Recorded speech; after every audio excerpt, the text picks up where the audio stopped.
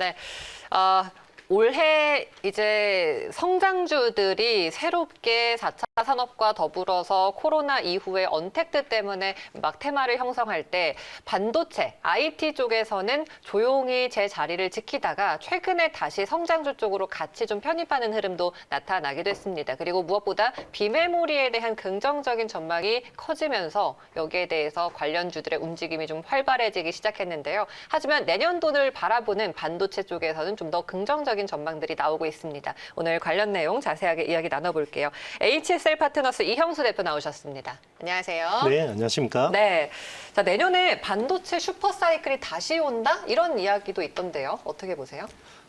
충분히 저는 이제 큰 기대를 하고 있고요. 아직까지 이제 메모리 같은 경우는 4분기까지는 조금 빠질 수 있다고 생각합니다. 그렇지만 결국 이제 주식시장은 내년 초를 바라보고 있는 거고요. 내년 초부터 이제 굉장히 많은 또 기술적인 변화들이 있습니다. 네.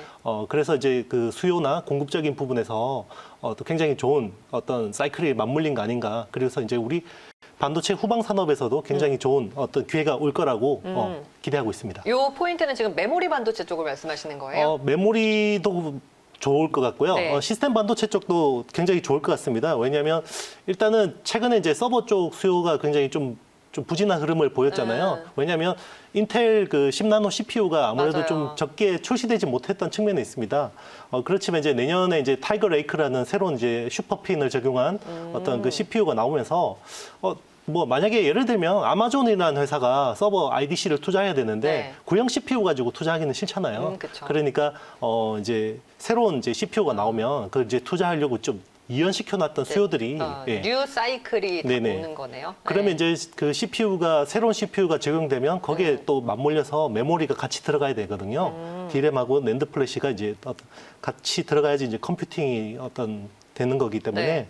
굉장히 좋게 보고 있습니다. 사실 네. 이제 보통 주식에서는 앞으로의 기대감에 조금 더 베팅을 하기 때문에 최근에는 비메모리 쪽으로 많이 흐름이 좀 몰려갔었는데 메모리 반도체도 우리가 계속 같이 가져가야 되는 거잖아요. 그리고 상당히 선방하고 있다라고 알려져 있고요. 네네. 일단 뭐 내년에 또 중요한 포인트가 이제 디램 같은 경우는 DDR4에서 DDR5로 이제 또 설계 변경이 있습니다. 그리고 이제 그 낸드 플래시 같은 경우는 삼성전자는 128단까지는 싱글 스태킹, 그러니까 128층짜리 아파트를 한 번에 지었어요. 그런데 이제 경쟁사들 같은 경우는 128층을 지을 때 60 몇 층, 60 몇 층 해서 두 개를 붙였거든요. 그러면 공정을 두 개를 흘려야 되는 거죠. 네.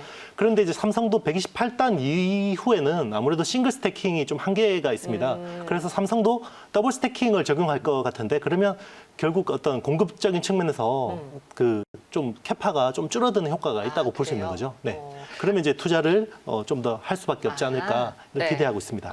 어쨌든 뭐 우호적인 환경이 도래한 것 같습니다. 그러면은 최대 수혜주 중에 어떤 회사가 있을까요? EUV 요즘에 핫하잖아요. 근데 굉장히 EUV 회사들 좋은 회사들 많은데 SNS텍도 있고 뭐 이제 FST 같은 회사들도 있는데 그런 회사들도 굉장히 좋은 어떤 선택이라고 생각하지만 주가가 너무 떠 있어요. 그래서 저는 이제 좀 주가가 좀 덜 떠 있는 종목들 중에서 어떤 이제 수혜주들이 있을까라고 해서 오늘 가져온 회사가 원익 QNC라는 회사입니다. 원익 QNC요. 네네. 네. 원익 QNC는 이제 회사 이름 그대로 쿼츠 앤 세라믹, 이제 쿼츠하고 세라믹하고 세정 어떤 사업을 하는 회사입니다. 주로 반도체 쪽에 공급을 하고 있고요. 쿼츠웨어, 그러니까 이제 어떤 반도체라는 공정은 이제 체인버 안에서 진공 네. 상태를 만들어서 굉장히 가혹한 환경에 노출을 시킵니다. 어떤 그 미세 공정을 하기 위해서는. 그러면 이제 거기 안에 있던 소모품들이 굉장히 빨리 부식이 되겠죠. 뭐 강한 가스나 강한 플라즈마나 네. 어떤 고온에 노출되다 보니까 어떤 마모되거나 상할 수밖에 없거든요. 그러면 그런 것들을 갈아줘야 되는데 그런 어떤 소재 중에 하나 쿼츠라는 게 석영입니다. 석영. 석영 유리를 가지고 어떤 그런 그 웨이퍼를 파티클로부터 보호하거나 아니면 그 어떤 웨이퍼를 이송하는 이런 쪽에 이제 들어가는 소모품이라고 보시면 됩니다. 예, 소모품이네요. 네네. 네. 그러면은 이 소모품은 당연히 투자 사이클이 도래하면 당연히 수요가 같이 올라갈 수밖에 없는 네, 거고요. 그렇죠. 그죠? 네네. 쿼츠 그리고 세정, 세라믹 이렇게 나누는 거예요. 네네. 지금 쿼츠 매출 비중이 한 70% 정도 되고요. 그리고 세정 쪽이 25%, 이제 세라믹이 한 6% 정도입니다. 쿼츠 비중이 가장 큰 상황이고, 네네. 네, 하나씩 좀 그러면 자세하게 뜯어볼게요. 이 쿼츠 사업부의 고객 구조는 어떻게 돼 있나요? 저기 종합 반도체 회사라고 그러죠. 이제 네. 뭐 삼성전자처럼 설계도 하고 공정도 하고 어떤 검사 뭐 후공정도 하고 이런 회사들에 납품하는 IDM 네네 IDM이라고 거예요? 합니다. 네. 네, IDM에도 납품하고 있고요. 장비 업체에도 납품하고 있습니다. 이제 거의 반반 정도라고 보시면 되는데요. 네. 일단 최근에 어떤 이 구조가 좋아지는 측면은 장비 업체에 납품하는 구조가 비중이 조금씩 늘고 있어요. 왜냐하면 IDM 쪽에 납품하는 단가보다 장비 쪽에 납품한 단가가 훨씬 그래요? 좋거든요. 네. 그런데 이제 장비 쪽 납품 비중 단가가 높아지다 보니까 마진율이 좋아지고 있다. 이런 포인트겠습니다. 네네. 그 중에 장비 사양 매출이 빠른 속도로 확대되고 있다고요? 네, 일단 이제 장비 쪽은 그 동안에는 산화 확산 쪽에 주로 공정에만 쓰였어요. 그런데 최근에 이제 작년부터 램 리서치라는 어떤 세계 최고의 이제 식각 업체죠. 거기 통해서 이제 식각 장비 쪽에 이제 그 쿼츠웨어를 납품하기 시작했습니다. 그 이제 램 리서치가 주로 납품하는 데가 TSMC. 아. 네, 이쪽 EUV 라인 쪽에 들어가고 네. 있고요. 삼성전자 쪽 EUV 쪽도 이제 램 리서치 통해서 들어가고 있습니다. 일단 깔리면 무슨 네. 정수기 어떤 구독 경제처럼 네. 계속 파츠가 들어갈 수밖에 그렇죠. 없거든요. 그래서 추가적으로 또 네네. 필요하니까 소모품이니까. 그렇습니다. 네. 그러면은 이게 그동안은 산화나 뭐 확산 공정에만 쓰였는데 이제는 식각 공정까지 네네. 넘어가서 더 네네. 확대가 되고 있는 거예요. 네네, 맞습니다. 기술적으로 한 단계 레벨업 했다고 볼 수 있는 거고요. 아무래도 뭐 이제 반도체 공정에서 증착이라는 부분도 있고, 뭐 식각이라는 부분도 있고, 뭐 이제 노광이라는 부분도 있고, 세정이라는 부분도 있지만, 네. 아무래도 그 식각이라는 거는 그 어떤 케미컬을 씻어내는 부분이잖아요. 어떤 깎아내는 거거든요. 네. 그러면 좀 더 강한 어떤 환경, 굉장히 가혹한 환경에 노출될 수밖에 없는데, 거기서 견디는 쿼츠웨어를 어느 정도 이제 진입했다는 거는 기술적으로 좀 더 한 단계 레벨업한 거 아닌가 이렇게 추정하고 있습니다. 지금 세계 시장 쪽에서는 점유율이 어느 정도인 거예요? 세계 시장 점유율은 한 20% 정도 됩니다. 20%. 국내 1위 이제 쿼츠 업체라고 보면 네. 되고요.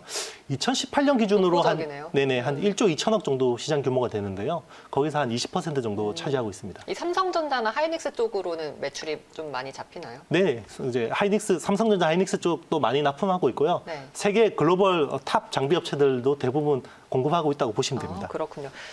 지금 70%의 비중을 차지하고 있는 쿼츠 사업 부문을 좀 짚어봤고요. 네. 그다음에 이제 매출 비중에서 25% 정도 차지하는 세정 사업부도 이제 본격적으로 성장 국면에 진입을 한 거죠. 네네, 이제 세정 사업 쪽에서 좀 중요한 포인트 하나가 미니 LED TV입니다.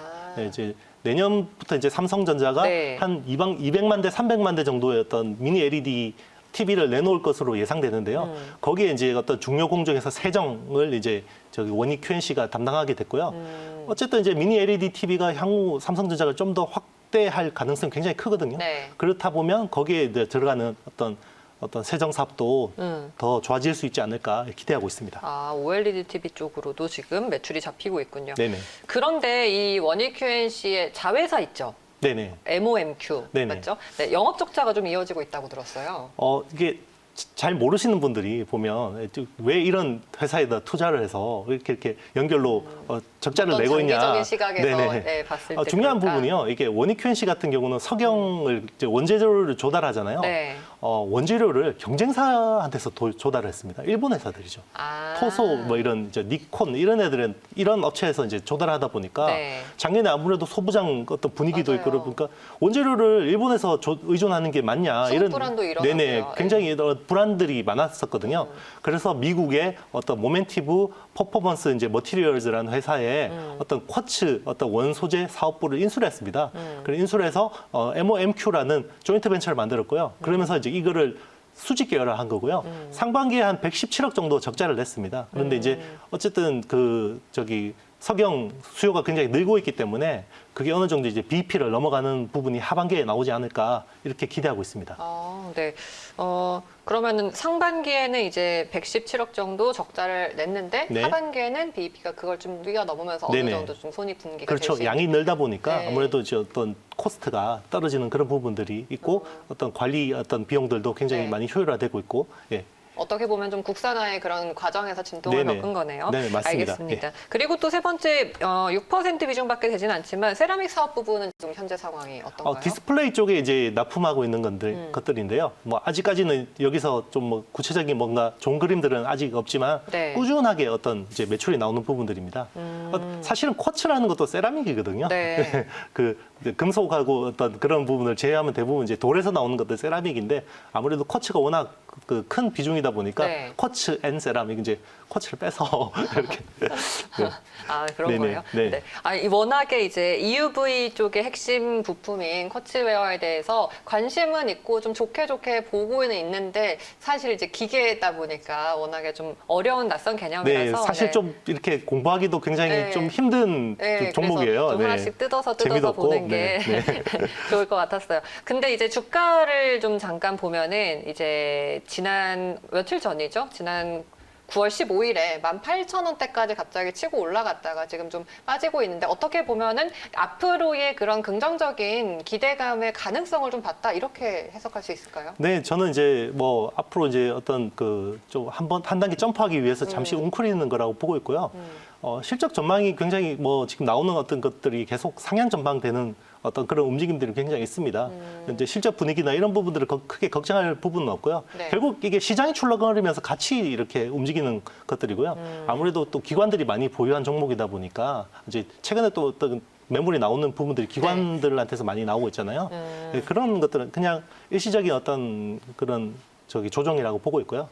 향후 회사 그림에서는 큰 문제는 없다고 보고 있습니다. 근데 이제 그 비메모리 반도체에서는 뭐 리노공업이라든지 ITM 반도체라든지 최근에 그 다양한 반도체와 관련된 장비나 이런 식각이나 이 부분에 있어서 소모품, 소켓 네네. 관련 그런 네네. 종목도 있고 이렇게 소모품 종목들도 참 많이 꾸준히 잘 가더라고요. 근데 네네. 이 원익 QNC는 메모리 쪽으로 한정해서 봐야 되는 거예요? 아, 메모리도 있고 비메모리도 있는데요. 사실 앵커님이 굉장히 중요한 부분을 지적해 주셨어요. 최근에 이제 뭐 소켓이라든지 네. 소모품 쪽이 좋다. 이렇게 맞아요. 이제 왜 그러냐면요. 사실 이제 그 보통 대부분 장비나 이런 것들은 구매 부서에서 매입을 하잖아요. 그런데 소모품이나 어떤 소켓 테스트 같은 경우는 제조해서 구매를 합니다. 아. 왜냐하면 제조해서 구매를 하니까 20% 30%대 어떤 영업이익률 주는데 그러면 제조해서 얘들이 예뻐서 그렇게 고마진을 주는 게 아니고요. 이거는 수요라고 직결되어 있습니다. 이게 코스트를 어떤 이 소모품을 좀 더 싸게 구입하는 것보다는 이거를 교체를 하려면 반도체 라인을 세워야 되잖아요. 세우는 게 그 비용이 훨씬 큰 거예요. 그러니까 오히려 좀 효율성 좋고 네. 검증된 이런 업체들을 쓰려는 니즈가 굉장히 강한 거예요. 그러다 보니까 고마진, 고부가가 가능해지는 겁니다. 그 제조 담당자들 입장에서는 수율이 제일 우선이거든요. 그렇죠. 그렇죠. 이거 1,000원짜리 500원에 산다고 해서 자기한테 네. 큰 그건 없잖아요. 예. 그러면은 이런 그런 소켓 관련 종목들이랑 이 원익 QNC에 좀 차별화점이 돼 있는 거예요? 그렇죠. 그러니까 소모품 파츠라고 그러죠. 네. 이제 최근에 TCK 같은 SIC 링이라든지 네. 이런 그 어떤 공정 소모품들이 네. 굉장히 어떤 이 구조가 굉장히 좋은 이유가 결국 수요라고 직결된 것들이기 때문에 이걸 가격을 막 깎아서 네. 싸게 사는 것보다는 네. 어떤 수요를 높여서 굉장히 안정적으로 그 어떤 라인을 흘리는 게 더 중요하다는 거예요. 원익 QNC가 나아가야 할 방향이 그런 네네, 거네요. 맞습니다. 네. 네네. 네, 알겠습니다. 오늘 쿼츠웨어의 핵심 부품을 이제 제조하고 있는 원익 QNC 자세하게 좀 지켜봤고요. 내년도 반도체의 슈퍼사이클에 따라서 수요 매출 증가에 확실한 시그널이 들어와 있으니까요. 이 부분 눈여겨보시면 좋을 것 같습니다. 네, 오늘 이영수 대표와 자세하게 이야기 나눠봤습니다. 말씀 잘 들었습니다. 네, 감사합니다.